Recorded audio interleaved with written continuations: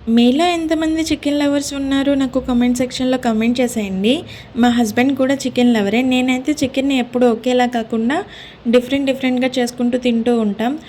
కొన్ని హిట్ అవుతాయి. కొన్ని ఫ్లాప్ అయితాయి. హిట్ అయితే మళ్ళీ రిపీట్ చేస్తా. ఫ్లాప్ అయితే ఇంకా దాని జోలికి కూడా వెళ్ళను. కూర బావుంటే మా హస్బెండ్ లొట్టలేసుకొని తింటారు. బాగోకపోతే ఇంకా ఆ రోజు నాకు ఖచ్చితంగా అక్షింతలు పడతాయి.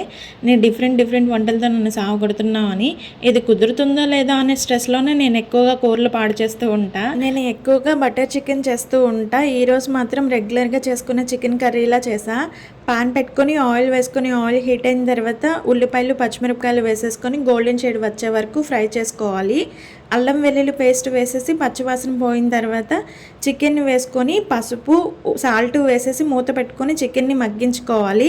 చికెన్ నుంచి రిలీజ్ అయిన వాటర్ అంతా ఇంకిపోయేదాకా ఉడికించుకోవాలి. తర్వాత కారం వేసి ఒక 2 నిమిషాలు కూరని మగ్గించి తర్వాత వాటర్ పోసి వాటర్ అంతా ఇంకిపోయి ఆయిల్ పైకి తేలుతున్నప్పుడు కొంచెం పొడి మసాలా వేసి గుప్పుడు కొత్తిమీర కూడా వేసేసుకొని ఇంకొకసారి కలిపేసి స్టవ్ ఆఫ్ చేసేయడమే.